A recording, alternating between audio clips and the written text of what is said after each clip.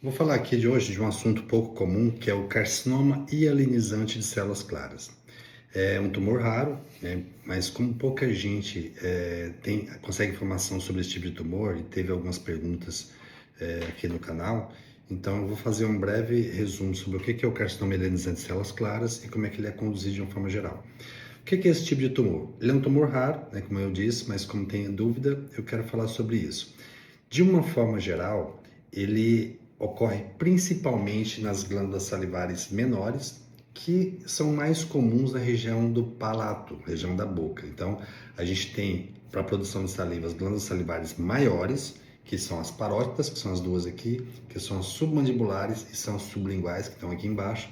E temos também as glândulas salivares menores, que estão na mucosa que recobre a boca, a língua, que recobre a orofaringe, recobre a nasofaringe. Ela produz secreção, produz saliva. E isso aí é responsável, inclusive, pela maior quantidade de produção de saliva. É justamente nesses locais, principalmente no palato duro, que surge esse tipo de tumor.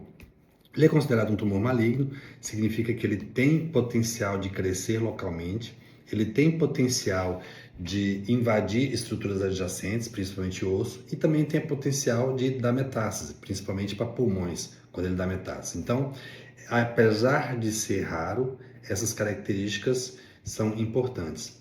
E como é que se descobre esse tumor? Como é que é a característica dele? É um tumor onde as células apresentam um aspecto claro. E aí, quando o patologista olha no microscópio, ele vê aquele aspecto hialino, aquela área mais clara. E isso ajuda na caracterização desse tumor. Quais são os sintomas do carcinoma hialinizante de células claras? Basicamente, os sintomas são variados, mas eles incluem uma tumoração, geralmente sem dor. Não dá para você esperar dor para falar que está desconfiando do problema. E ele cresce de forma lenta, de forma progressiva. Algumas vezes, essa tumoração pode ter uma ulceração na parte central, geralmente uma tumoração no palato, na parte alta do céu da boca. Pode ter uma ulceração que, mesmo com essa ulceração, ela não dói e não cicatriza, mesmo após várias semanas de acompanhamento. Com o crescimento, esse caroço vai levando a um desconforto, uma sensação de inchaço na boca e também pode levar uma sensação de desconforto para engolir ou desconforto para mastigar. Então, os sintomas são bastante variados. E o que é importante? Esses sintomas, eles podem ser confundidos com outras doenças, outras condições benignas da boca.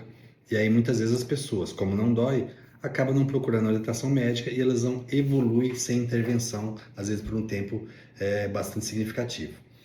Quem que tem esse tipo de tumor? Como eu já disse várias vezes, é um tumor raro, mas quando ele geralmente ocorre em adultos ou em idosos, né? Adultos jovens ou idosos, e geralmente ele tem uma predisposição ligeiramente maior por mulheres, ou seja, afeta adultas de meia idade e mulheres principalmente. E é um tipo de tumor que não tem uma relação tão direta com cigarro e bebida alcoólica quando o carcinoma epidermóide, que é o tumor mais comum da cavidade oral, da boca.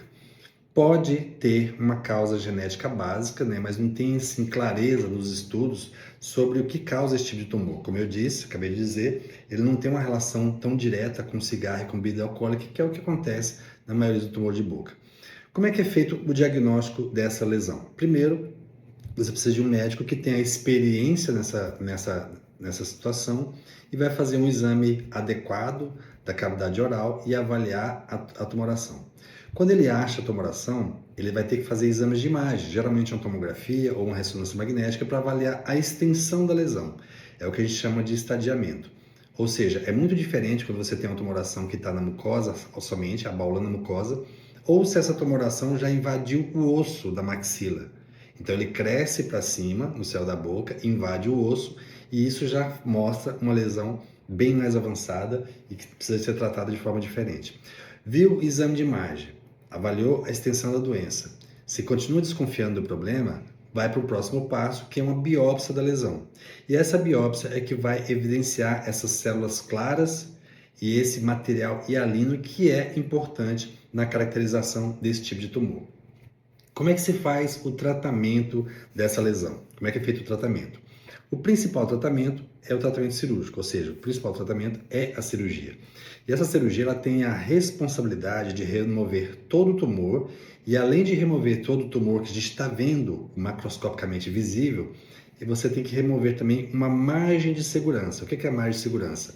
É aquilo que a gente tem que fazer em todo tumor maligno, é remover uma área de tecido normal, que a gente acha que está normal, em volta do tumor, que é onde o tumor pode se enraizar e esparramar.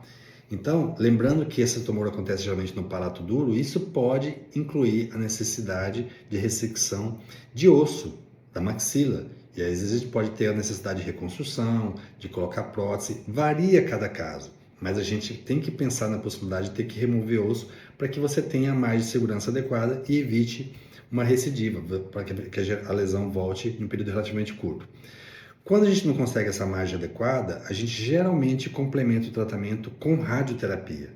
Mas a quimioterapia geralmente não tem efeito, ou seja, a quimioterapia geralmente não é usada e pode ser utilizada geralmente em casos mais graves, doenças mais avançadas, a gente não consegue fazer um controle local adequado. Qual que é a chance de cura dessa lesão? Qual que é o prognóstico? Isso depende basicamente do estadiamento e qual tratamento foi possível se realizar. Ou seja, qual que é a extensão da lesão no momento diagnóstico? Foi possível a ressecção ampla? Foi possível a ressecção com margem adequada? Precisou complementar o tratamento? Lembrando que os casos iniciais de qualquer tipo de tumor geralmente têm bom prognóstico. Então é importante uma ressecção ampla, adequada e uma avaliação individualizada para cada caso, para cada tipo de tumor que a gente vê para cada paciente. Isso deve ser conduzido de forma absolutamente individualizada. E aí, você conhece alguém que já teve alguma lesão parecida com essa? Alguma lesão da boca que precisou operar? Faz aqui o seu comentário, conte a sua história e ajude as pessoas a entenderem mais sobre esse problema.